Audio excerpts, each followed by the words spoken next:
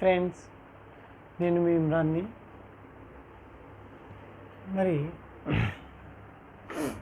ఈరోజు ఒక special topic అండి. ఇంగ్లీష్లో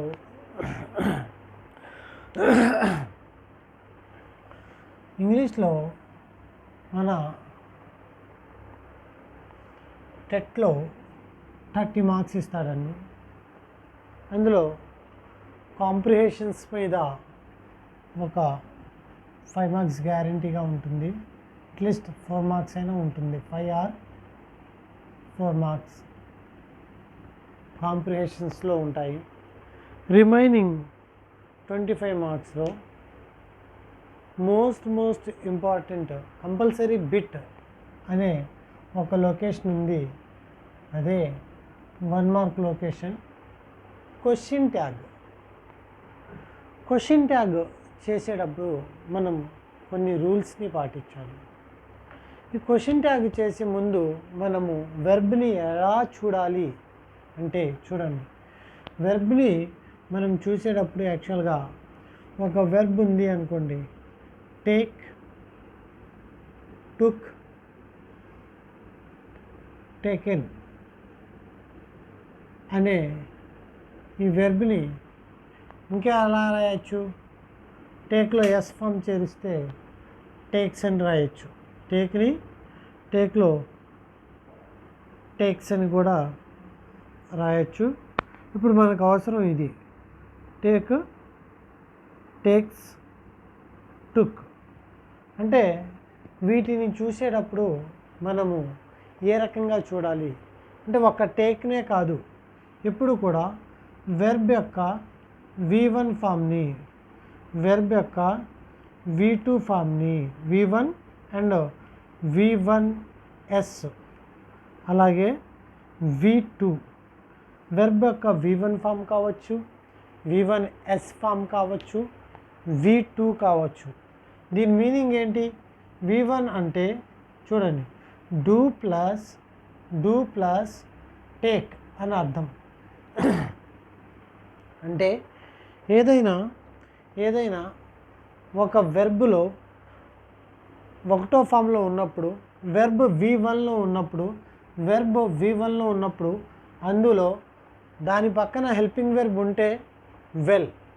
అంటే నేను చెప్పబోయేది ఏంటి అంటే, ఒక V1 ఫామ్ పక్కన రూల్స్ ప్రకారంగా హెల్పింగ్ వెర్బ్ అనేది ఉంటే వెల్, గొడవలేదు. ఎందుకంటే క్వశ్చన్ ట్యాగ్ చేసేటప్పుడు మనకి ఫస్ట్గా హెల్పింగ్ వెర్బ్ అనేది చాలా అవసరం.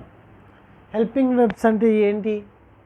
Is, am, are, have, has, had, will, would, shall, should, can, could, may, might, అలాగే he, she, it, they. So ఇవన్నీ హెల్పింగ్ వెర్బ్స్ కిందకి వస్తాయి. ఈ హెల్పింగ్ వెర్బ్ మోస్ట్ ఇంపార్టెంట్ మనకి దేంట్లోనండి? క్వశ్చన్ ట్యాగ్లో. కాబట్టి వాడేం చేస్తాడు? హెల్పింగ్ వెర్బ్ లేని సెంటెన్స్ ఇచ్చే అవకాశాలు ఎక్కువగా ఉంటాయి. అప్పుడు మనం ఏం చేయాలి అంటే, ఆ సెంటెన్స్లో కనుక V1 వెర్బ్ ఉన్నట్లయితే, అందులో అంటే నేను ఒకటే చెప్తున్నాను, V1లో ఆల్మోస్ట్ ఆల్ డూ అనే హెల్పింగ్ వెర్బ్ ఉంది. అలాగే V1S అంటే టేక్లో ఏముంది? Do plus V1 equal to V1. అలాగే డజ్, టేక్స్ కదా, ఎస్ కానీ ఈఎస్ కానీ చేర్చినట్లయితే అందులో హెల్పింగ్ వెర్బ్ ఏమున్నట్టు? డజ్ ప్లస్ టేక్ అండి. ఆల్రెడీ ఈఎస్ తీసాం కదా, మనము ఈఎస్ తీసాం. టేక్స్లో నుంచి ఈఎస్ తీసుకొచ్చి డజ్లో పెట్టేసాము కాబట్టి టేక్ మాత్రమే ఉంటుంది. Does plus V1 equal to V2, V1S. Does plus V1 equal to V1S అని అర్థం. అలాగే డిడ్ ప్లస్ V1 టేక్ అంటే ఎలా మారుతుంది? V2గా మారుతుంది.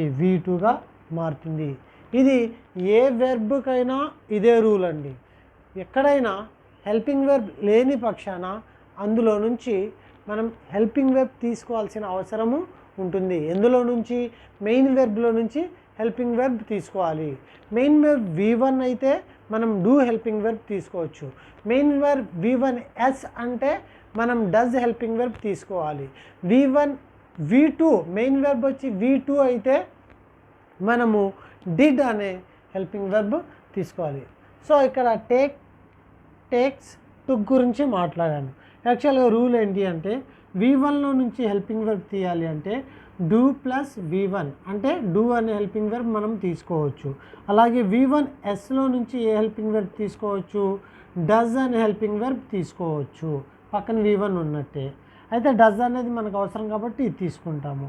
నెక్స్ట్ V2 వెర్బ్ 2 అనే దాంట్లో ఏ హెల్పింగ్ వెర్బ్ తీసుకోవాలి అంటే డిడ్ అనేది తీసుకోవాలి. ఇది ఇంపార్టెంట్. అంటే V2 equal to did plus V1 అని, V1S equal to does plus V1 అని, V1 equal to do plus V1 అని భావించాలి. ఎప్పుడండి?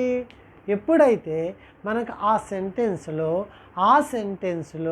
హెల్పింగ్ వెర్బ్ లేని సందర్భంలో, ఆ సెంటెన్స్లో హెల్పింగ్ వెర్బ్ లేదు కానీ మనకి హెల్పింగ్ వెర్బ్ కావాలి అనుకున్నప్పుడు ఈ ఫార్ములాని అప్లై చేయాలి.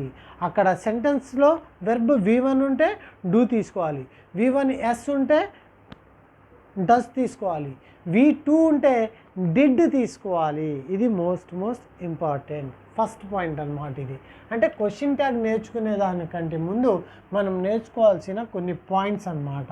ఇలాగా నెక్స్ట్ వచ్చి మరి ట్యాగ్ చేసేటప్పుడు, క్వశ్చన్ ట్యాగ్ చేసేటప్పుడు మనము కొన్ని రూల్స్ ఫాలో అవ్వాలి.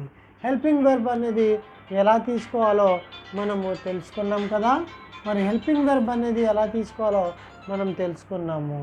నెక్స్ట్ వన్ వచ్చి మరి ట్యాగ్ చేసేటప్పుడు ఇక్కడ సెంటెన్స్లో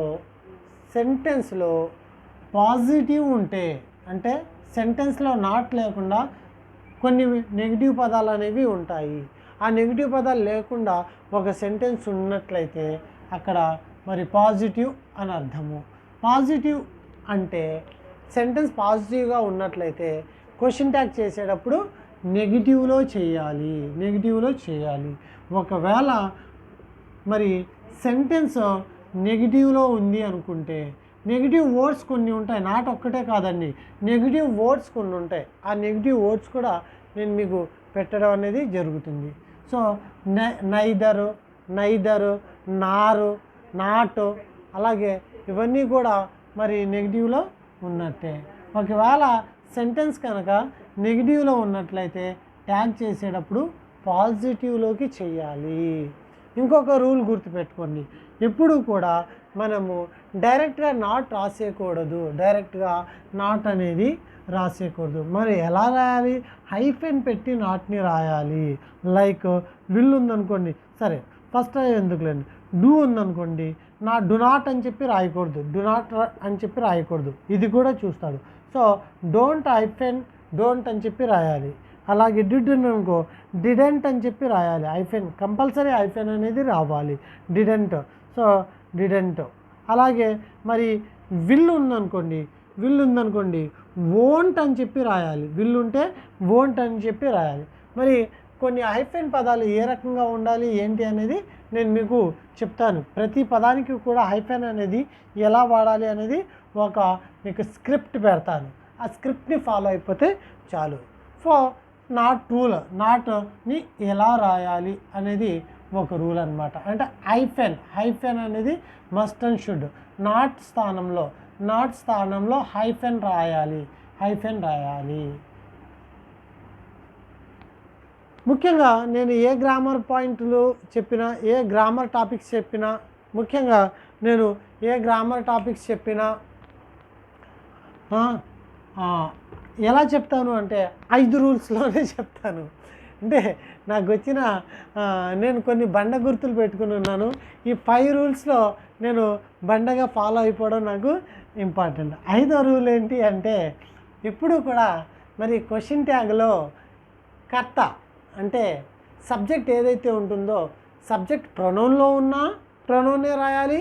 అలాగే సబ్జెక్టు ఒకవేళ నౌన్లో ఉంటే ఏదైనా ప్రాపర్ నౌన్లో కానీ ఏదైనా ఏ నౌన్ ఉన్నా సరే ఆ నౌన్ని కూడా కంపల్సరీ సబ్జెక్ట్ నౌన్లో ఉన్నా మరి మనము రాసేటప్పుడు ప్రొనౌన్లోనే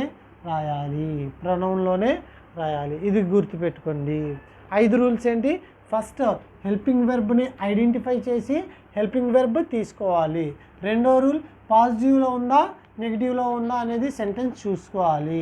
మరి మూడో రూల్ పాజిటివ్లో ఉంటే నెగిటివ్లో రాయాలి, నెగిటివ్లో ఉంటే పాజిటివ్లో రాయాలి.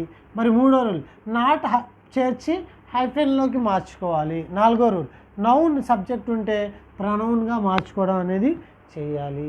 సో ఈ రకంగా మనము ఒక క్వశ్చన్ ట్యాగ్కి ఈ 5 రూల్స్ని కనుక ప్రతిపాదించినట్లయితే 1 మార్క్ మనం జేబులో పెట్టుకుని వెళ్ళిపోయినట్టే టెట్ ఎగ్జామినేషన్కి. 1 మార్క్ ఇంగ్లీష్ కాంప్రిహెన్షన్స్ 5 అవి ఈజీగానే ఉంటాయి. 1 మార్క్ 6 కన్ఫామ్.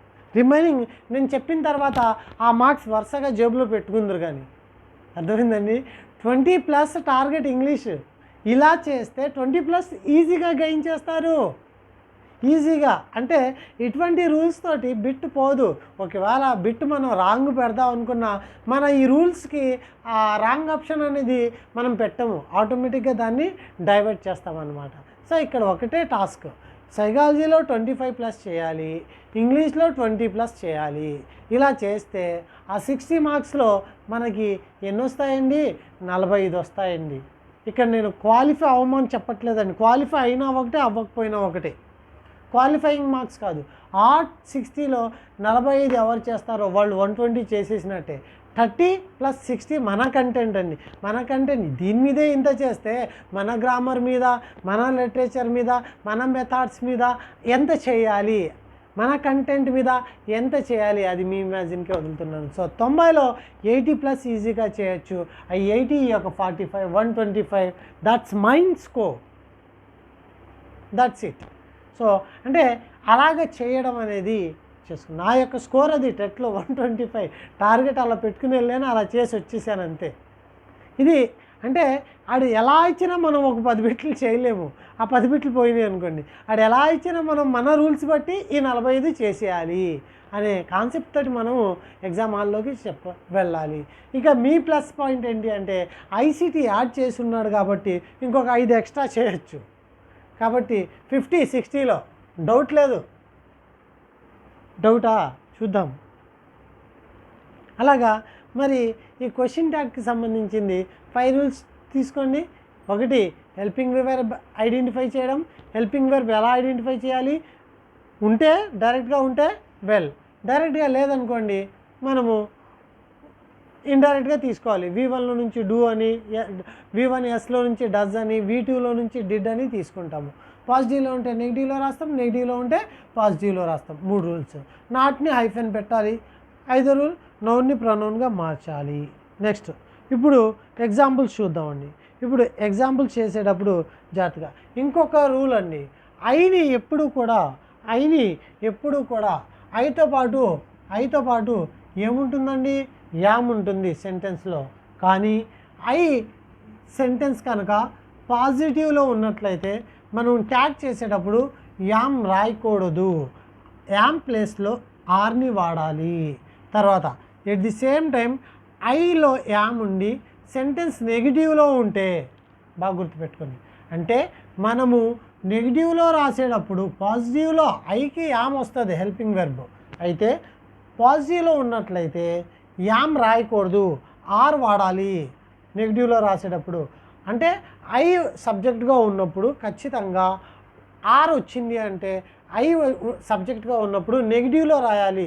నాట్ వచ్చింది అంటే ఆర్ రాయాలి తప్ప యామ్ నాట్ రాయకూడదు. యామ్ నాట్ ఎప్పుడూ రాయకూడదు.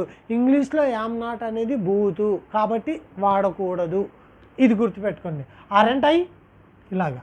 నెక్స్ట్ ఒకవేళ నెగిటివ్లో ఐతో సబ్జెక్ట్ ఐఎమ్ నాట్ ఈటింగ్ అని చెప్పి ఉందనుకో యామై. సో ఈ రకంగా అప్పుడు పాజిటివ్లో మనం క్వశ్చన్ ట్యాగ్ పాజిటివ్లో చేసేటప్పుడు యామ్ రాయాలి. నెగిటివ్లో చేసేటప్పుడు ఐ వచ్చినప్పుడు మాత్రం ఆర్ అనేది వాడాలి. ఇది బాగా గుర్తుపెట్టుకోవాల్సిన సందర్భం. ఇప్పుడు ఎగ్జాంపుల్స్ తీసుకుందామండి. ఎగ్జాంపుల్స్ తీసుకునేటప్పుడు ఒక ఎగ్జాంపుల్ తీసుకుందాం. First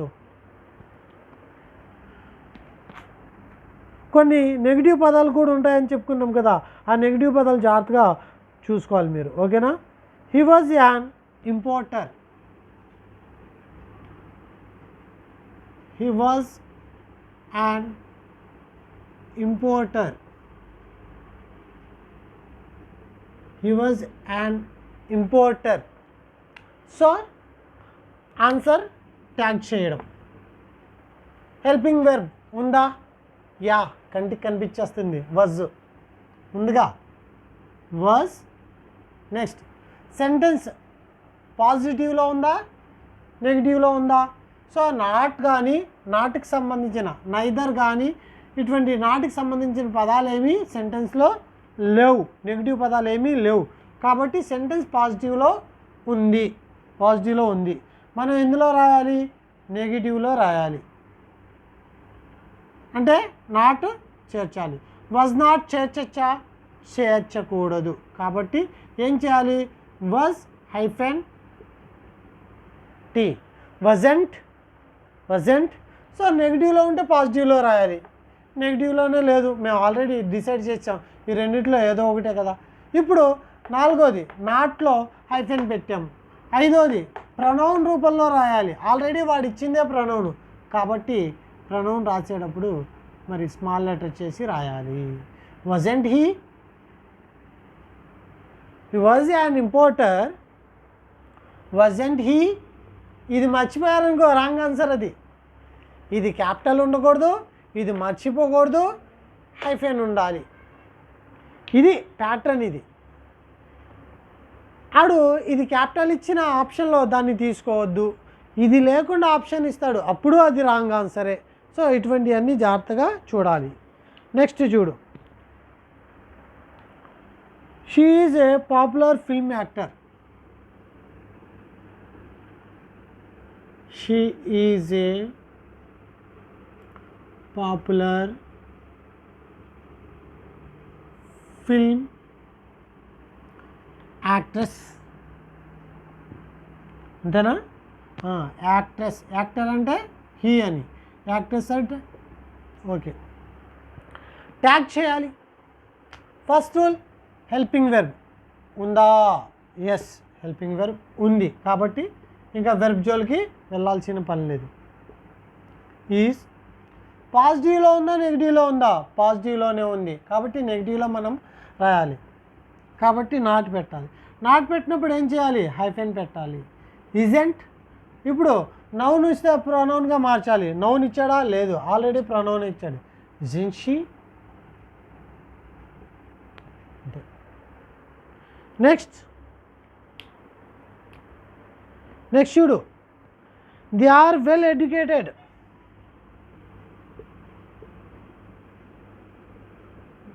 They are well educated. Question tag చేయండి. ఎస్, చూసుకో. ఫస్ట్ హెల్పింగ్ వెర్బ్ ఏముంది?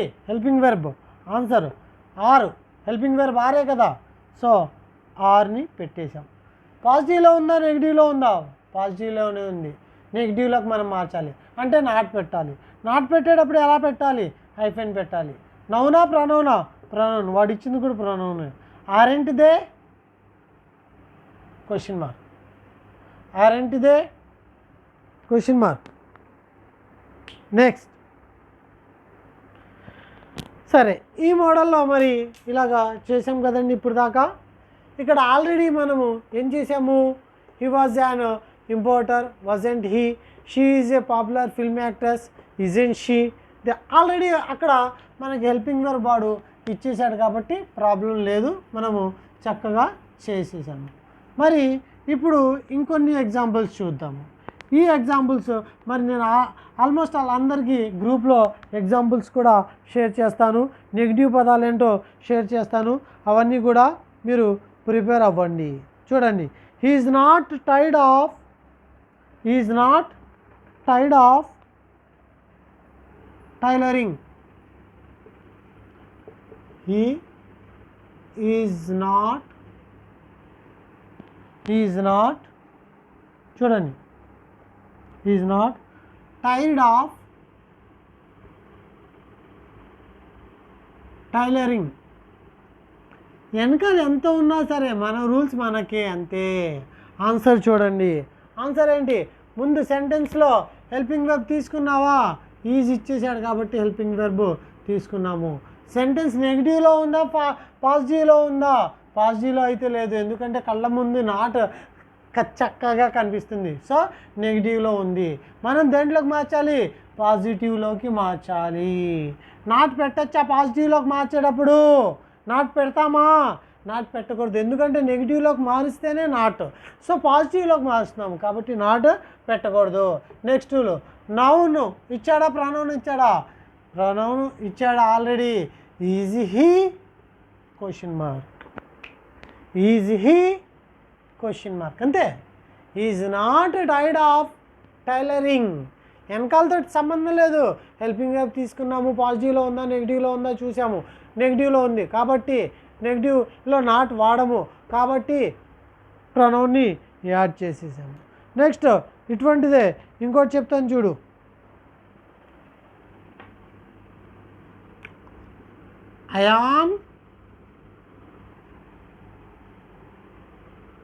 I'm not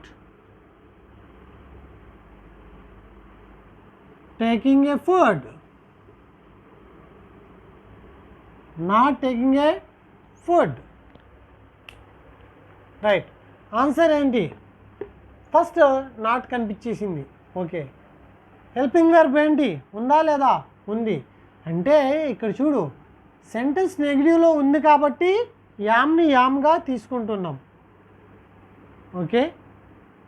యామ్ నాట్ ఉంది కాబట్టి యామ్ని యామ్గా తీసుకున్నాం. ఎందుకు? ట్యాగ్ మనము పాజిటివ్లో చేసేటప్పుడు ఎప్పుడు కూడా యామ్ తీసుకోవచ్చు, నెగిటివ్లో చేసేటప్పుడు యామ్ తీసుకోకూడదు. చూడు, హెల్పింగ్ వెర్బ్ యామ్ తీసుకున్నాం. పాజిటివ్లో ఉందా నెగిటివ్లో ఉందా? నెగిటివ్లో ఉంది, అంటే మనం పాజిటివ్లో చేస్తున్నాం కాబట్టి యామ్ తీసుకున్నాం. ఇప్పుడు చెప్పు, నెక్స్ట్ నాట్ చేర్చాలా? నో, ఎందుకంటే నాట్లో నుంచి పాజిటివ్ మారుస్తున్నాం. సో యామై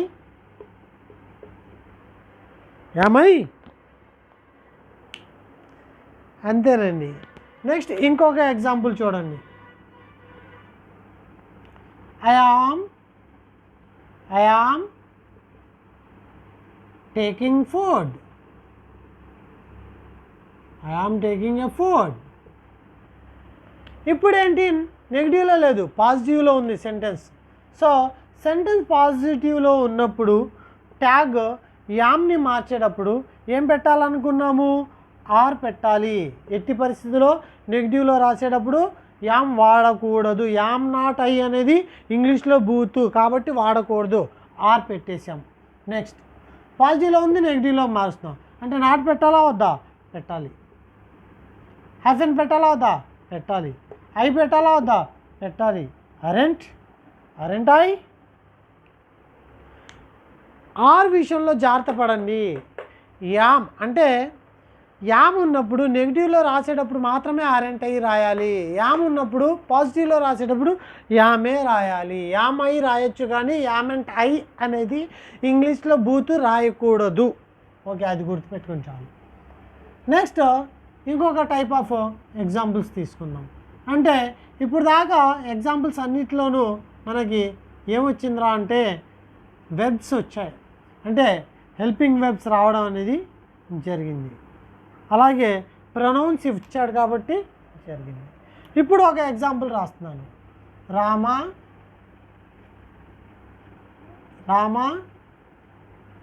టేక్స్ ఏ యాపిల్. రామ టేక్స్ ఏ యాపిల్, ఓకేనా? ఇప్పుడు మనము ఫస్ట్ రూల్ ఏంటి?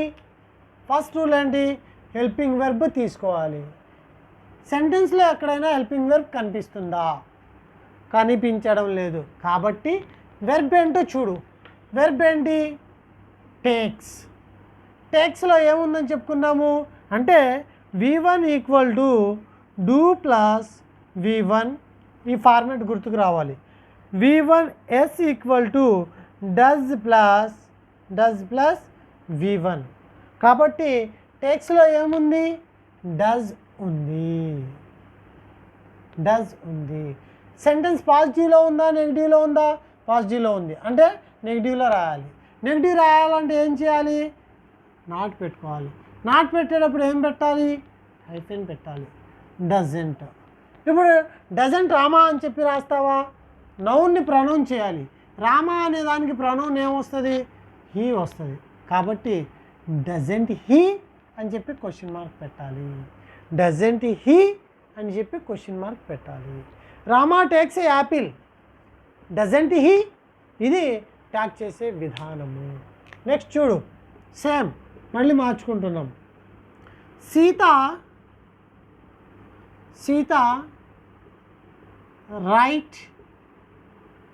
రైట్ ఏ నోట్స్. సరే, మరి ట్యాగ్ చేసేటప్పుడు ఏం చేయాలండి? ఫస్ట్ మనము హెల్పింగ్ వెర్బ్ తీసుకోవాలి. హెల్పింగ్ వెర్బ్ ఎక్కడైనా కనిపిస్తుందా? లేదు. అప్పుడు వెర్బ్ ఏముంది? Right, wrote, written. అంటే v1. అంటే v1 ఈక్వల్ టు ఏమని అనుకున్నాము? So do plus v1. అంటే v1లో ఏముందండి? v1లో ఏముంది? డూ అనే హెల్పింగ్ వెర్బ్ ఉంది. డూ తీసుకున్నాము. సెంటెన్స్ పాజిటివ్లో ఉందా నెగిటివ్లో ఉందా? పాజిటివ్లో ఉంది కాబట్టి నెగిటివ్లోకి మార్చాలి. నెగిటివ్లోకి మార్చాలి కాబట్టి నాట్ పెట్టాలి.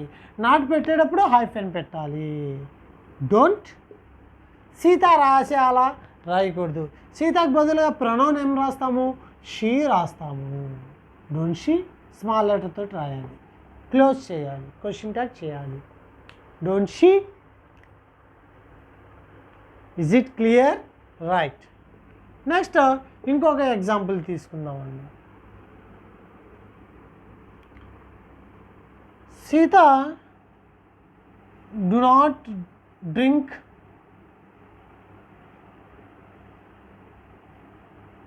కాఫీ. సీత కాఫీ తాగదంటుంది. మరి దీనికి ట్యాగ్ చేసేటప్పుడు ఎలా చేయాలి? Do not. సో నాట్ అనేది ఉంది, అంటే నెగిటివ్లో ఉంది కాబట్టి పాజిటివ్లో రాయాలి. మళ్ళీ హెల్పింగ్ వెర్బ్ ఏముంది? ఎస్, కంటికి కనిపిస్తుంది. ఏంటది? డూ అని చెప్పి రాసావు. పాజిటివ్లో రాయాలి. నాట్ పెడతామా? పెట్టకూడదు. కాబట్టి మరి నెక్స్ట్ నౌన్ని ప్రొనౌన్ చేయాలి. సీతకి మరి ప్రొనౌన్ ఏంటి? She. Do she tag. Next ఒకవేళ ఇక్కడ రామ సీత కాకుండా క్యాట్ డాగ్ లాంటివి ఉన్నాయి అనుకోండి. మరి క్యాట్ డాగులకి ప్రొనౌన్ కింద ఏం వాడతాము? ఇట్ వాడతాము. అలాగే ఇంకా ఏవైనా ప్లూరల్ ఫామ్లో ఉన్నాయి అనుకోండి, దే వాడతాము. ఈ, షీ, ఇట్, దే ఇలాగా మొత్తం. అలాగే యామ్ వచ్చినప్పుడు మనం నెగిటివ్లో రాసేటప్పుడు ఆరెంట్ అనే రాయాలి. యామెంట్ అనేది ఎప్పుడూ కూడా రాయకూడదు. సో క్వశ్చన్ ట్యాగ్ మీద ఇంతకంటే ప్రిపేర్ అవ్వాల్సిన అవసరం లేదు.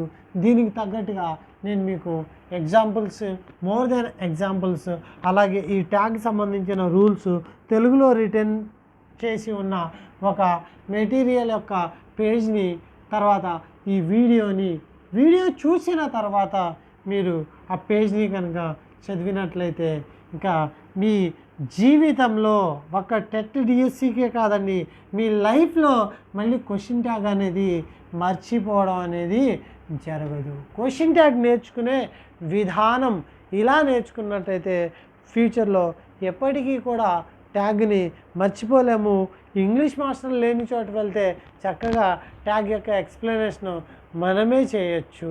ఇంగ్లీష్ మాస్టర్ లేని చోట మళ్ళీ ఇబ్బంది పడతారు ఉన్న చోట మనం చెప్తే. కాబట్టి ఈ రకంగా మనము ఫాలో అవ్వాలి ఇంగ్లీష్ని. Okay friends, thank you to one and all.